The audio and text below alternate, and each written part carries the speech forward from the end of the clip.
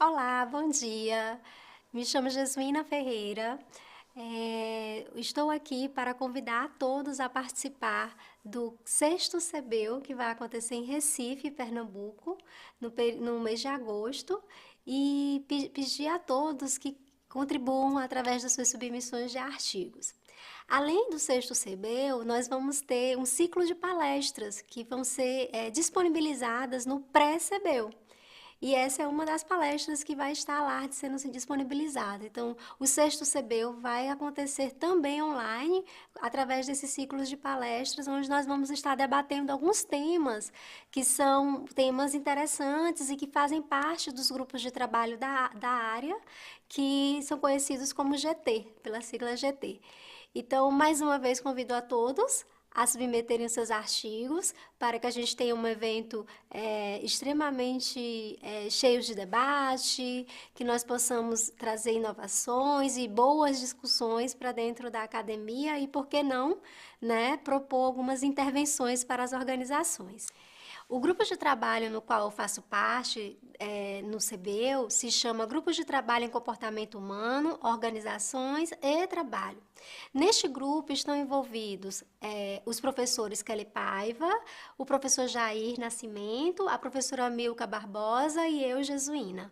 Esse grupo, ele tem como objetivo trabalhar a questão, propor discussões a respeito do comportamento humano nas organizações e as relações de trabalho e, além de tudo, promover debates e discussões em torno das temáticas que estão relacionadas a este campo. Falando das temáticas, nós temos algumas temáticas que foram sugeridas, quais sejam as temáticas sobre estresse ocupacional, retaliação nas organizações, síndrome de burnout, justiça nas organizações, valores pessoais, profissionais e organizacionais, vínculos nas organizações e as relações de trabalho. Os vínculos normalmente se dão através do consentimento, comprometimento ou entrincheiramento, a questão da qualidade de vida no trabalho. Uma outra temática seria o prazer e sofrimento no trabalho, o suporte organizacional, o suporte social e no trabalho, resiliências organizacionais, a questão das percepções temporais e uma outra temática que nós também propomos é significados e sentidos do trabalho. Então, eu gostaria de convidar a todos a submeter os seus artigos, né, neste CBEU, no sexto CBEU, que vai acontecer em Recife, no final do mês de agosto, e que a gente possa ter debates promissores, novas intervenções, e que seja um evento extremamente frutífero para todos e todas. Obrigada. Bom, o desafio de hoje é a gente conversar um pouco sobre 3 temas dos quais eu venho pesquisando e que fizeram parte da minha tese, que é o tema do estresse ocupacional, justiça nas organizações e retaliação nas organizações. Essas 3 temáticas, elas são consideradas, né, comportamentos contraproducentes, ou seja, elas não são comportamentos bem vistos do ponto de vista organizacional. Então, nesse sentido, a gente também tem percebido algumas resistências, né, nas agendas para esse tipo de estudo, ou porque às vezes não se faz, a organização não se sente à vontade para nos deixar, enquanto pesquisadores, fazer estudos sobre retaliações, sobre injustiças, né, e sobre a questão do estresse ocupacional. Com relação ao estresse, a gente vem percebendo através da pesquisa da ISMA, né, que 70% dos brasileiros economicamente ativos sofrem tensão excessiva e preocupações no seu trabalho. Essa pesquisa da ISMA foi de 2010 e o que nós conseguimos perceber é que esse dado ele se perpetua até agora, até 2019. Então, o estresse está dentro das organizações, tem acometido uma série de profissionais nas mais diferentes categorias ocupacionais e, nesse sentido, se torna ainda importante e veemente que a gente continue estudando o estresse ocupacional. Já com relação à retaliação nas organizações, Robson e Benet Em 1995, eles fizeram um estudo dizendo que existia uma perda estimada de 200 bilhões de dólares anualmente, originados dos desvios de comportamento dos empregados.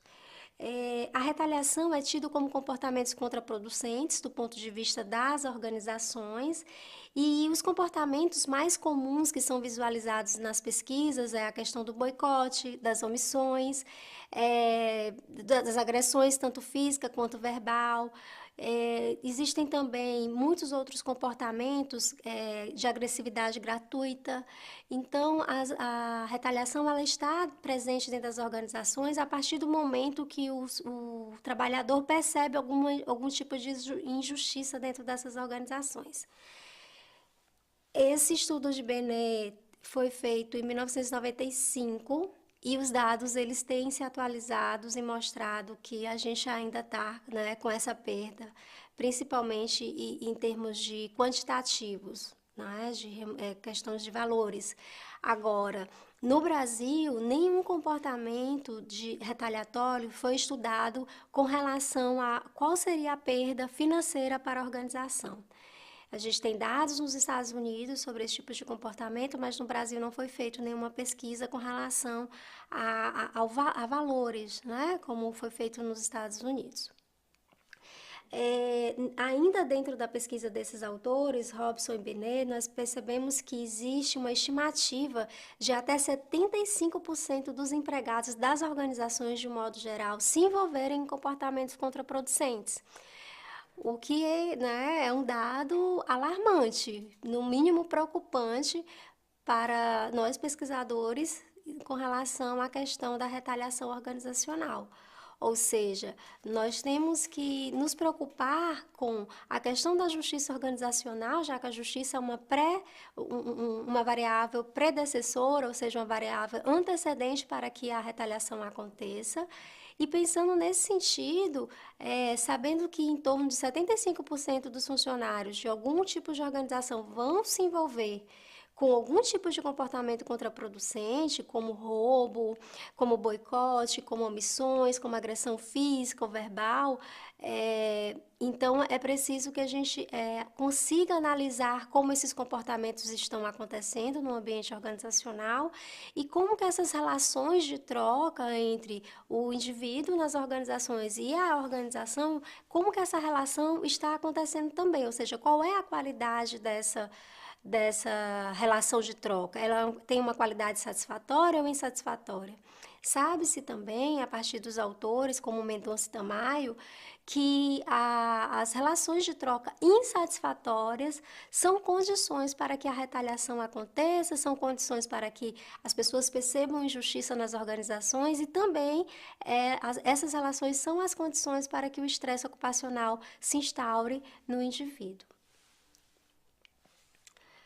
Bom, quando a gente pensa em trabalhar justiça organizacional ou a sua opositora, que seria a injustiça, quando a gente pensa em trabalhar a questão do estresse ocupacional e também a questão das retaliações, geralmente os estudos fazem a análise desses construtos de uma maneira separada, ou seja, existem vários estudos sobre o estresse ocupacional, principalmente dos autores do GLIP, do Culpa, Slow e William, que é um dos modelos mais robustos de estresse ocupacional que nós temos, e normalmente é feito dentro da teoria do estresse, com a temática do estresse.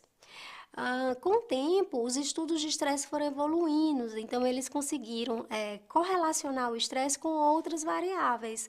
Então, nós temos hoje diversos estudos de estresse com outros tipos de temática, como estresse e síndrome de burnout, estresse e a questão do bem-estar nas organizações. E nós temos também alguns estudos da retaliação que estão diretamente relacionados à justiça organizacional. Por quê? Porque na retaliação, a condição, digamos assim, sine qua non, para que a retaliação aconteça nas organizações, é que o indivíduo perceba que houve uma situação de injustiça. Nas relações de troca insatisfatória, ele sentiu que houve injustiça dentro dessas relações. E aí, assim, ele se sente, né, teoricamente autorizado para fazer a retaliação contra as organizações. Nessa perspectiva, nós estamos falando de um comportamento contraproducente dentro da perspectiva organizacional. Para alguns estudiosos, como Mendes, esses estudiosos vão colocar que a questão da retaliação pode se dar através de uma estratégia de enfrentamento. Ou seja, o indivíduo pode estar fazendo esse tipo de comportamento como forma de se proteger e conseguir lidar com essa situação que tanto é injusta e também pode estar causando estresse nesse indivíduo. Os estudos sobre retaliação e justiça são estudos que a gente consegue visualizar que normalmente eles acontecem ou são avaliados em conjunto. Agora, os estudos de estresse e injustiça não. Nós percebemos na análise nos bancos de dados mais conhecidos, como o SPEL, o Cielo e o EBSCO, que não há estudos conhecidos no Brasil que trabalhem em conjunto ou verifiquem as relações de correlação, né, ou de causa e efeito entre o estresse ocupacional e a injustiça nas organizações. Então, nesse sentido, Asmar Ferreira, né, no ano de 2008, apontou a necessidade de estudos sobre estresse e injustiça, colocando que seria promissor a investigação desses construtos em conjunto, uma vez que seria muito provável que a injustiça levasse ao estresse ocupacional.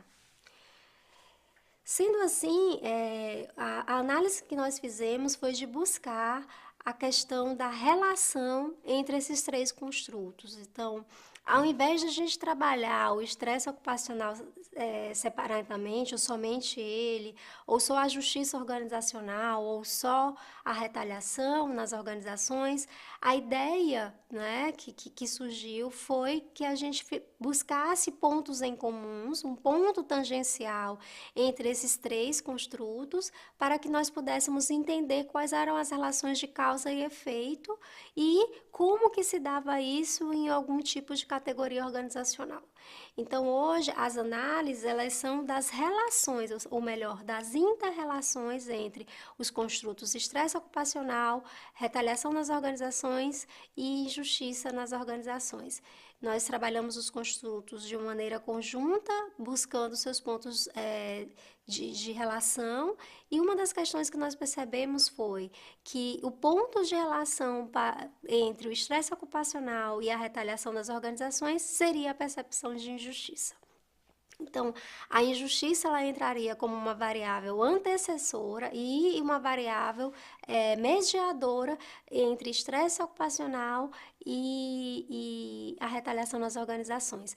Esse foi um dos pontos que nós conseguimos verificar através de uma análise que nós fizemos, que será apresentada logo agora, né? Esses fenômenos eles são passíveis, portanto, de interrelacionamento, principalmente quando nós consideramos o ponto de tangência à questão da percepção das injustiças. Então, são fenômenos considerados dinâmicos, multifacetados e que eles podem se articular dentro do contexto organizacional. A relação, nossa questão dentro dessa relação dos três fenômenos era que essa relação ela pode contribuir de maneira teórica para os estudos da área, pode contribuir de maneira metodológica e pragmática, ou seja, através de alguns tipos de pesquisa que possam indicar intervenções, dependendo do grupo ocupacional que vai ser estudado. Então, é possível, por exemplo, se pensar em medidas que pudessem prevenir, né, o estresse, isso já é algo conhecido dentro das organizações, mas é também possível se indicar medidas que possam prevenir as retaliações nas organizações e também as percepções de injustiça.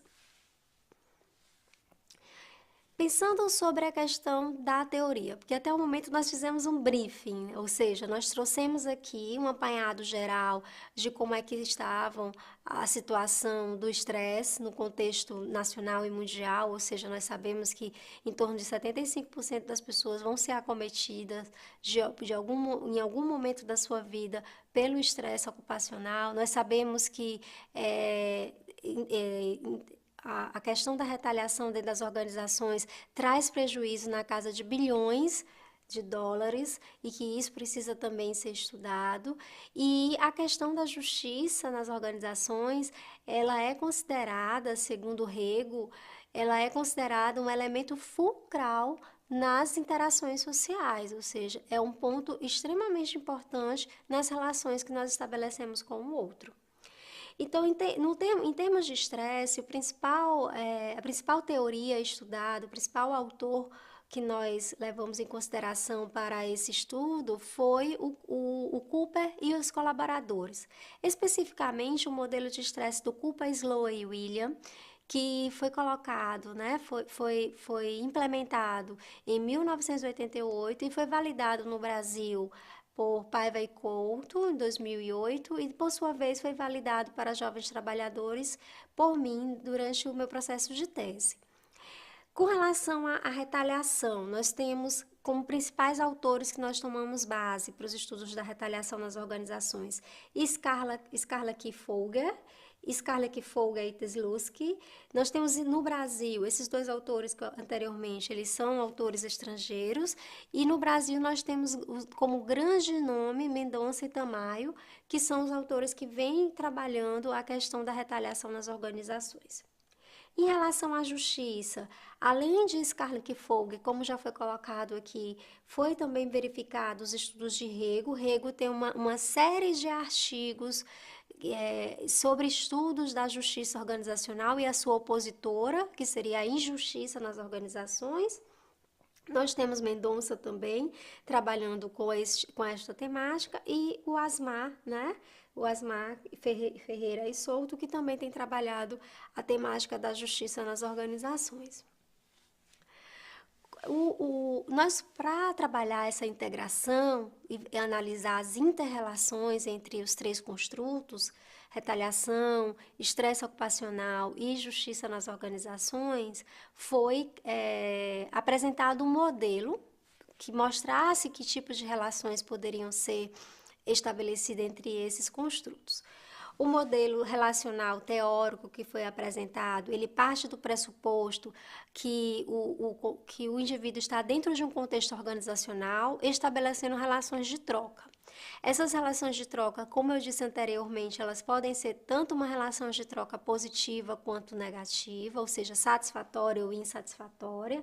E no momento que esse indivíduo percebe a relação de troca insatisfatória, é que nós vamos perceber o aparecimento ou o surgimento, ou melhor, o desenvolvimento da retaliação nas organizações, da injustiça organizacional e do estresse ocupacional. Então, o ponto de partida seria isso, o indivíduo dentro das organizações e dentro desse contexto, as relações de troca que esse indivíduo estabelece. Então, a relação de troca entre indivíduo e organização. Pensando pelo lado do estresse, a nível individual, né, a relação de troca que esse indivíduo vai estabelecer com a organização vai se dar a partir dos seus fatores de personalidade. Então, esses fatores de personalidade, eles são classificados em duas grandes categorias, que seriam os tipos de personalidades, que Cooper, Sloan e William colocam esses tipos de personalidade como tipo A e tipo B. São pessoas que são mais propensas ou menos propensas ao estresse. E o locus de controle, que também existem dois tipos, os locus de controle interno e externo. Então, a relação dos tipos de personalidade com o locus de controle vai, ao final, né, demonstrar se existe, para esse indivíduo ele tem mais propensão ao estresse ou menos propensão ao estresse. Com relação à análise da personalidade do indivíduo na retaliação das organizações, também há duas características sendo analisadas. Quais seriam essas características? Os estados emocionais e a capacidade de concordância. Os estados emocionais, eles dizem respeito a se a pessoa se sente mais, tem mais possibilidade de se sentir aborrecida, frustrada, impaciente com uma situação que aconteceu na organização. Esses estados emocionais em que as pessoas demonstram mais possibilidades de se sentir aborrecida, frustrada, impaciente, são chamados estados emocionais negativos. Pessoas com estados emocionais negativos, elas têm mais possibilidade ou mais tendência a retalhar as organizações. A outra característica seria a capacidade de concordância. Na capacidade de concordância, nós também temos dois tipos. Quais seriam? Nós temos a baixa capacidade de concordância e a alta capacidade de concordância. Então, os indivíduos que têm baixa capacidade de concordância são aqueles que estão mais próximos do antagonismo, da confrontação, e são também os indivíduos que estarão mais propensos a retalhar a organização. Ao contrário dos indivíduos com alta capacidade de concordância, que são pessoas mais cooperativas, que aceitam mais as situações, então, nesse sentido, elas têm menos possibilidades ou menos tendências de retalhar as organizações.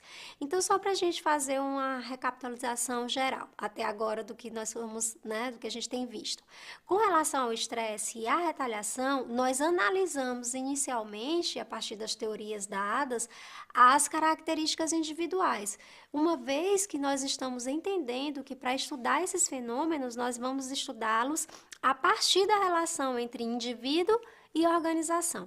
Essas relações entre indivíduos e organizações foram chamadas de relações de troca organizacionais, que por sua vez elas podem ser tanto positiva ou tanto satisfatória quanto insatisfatória, positiva ou negativa, e as características do indivíduo vão influenciar esse processo de relações de troca entre ele e a organização.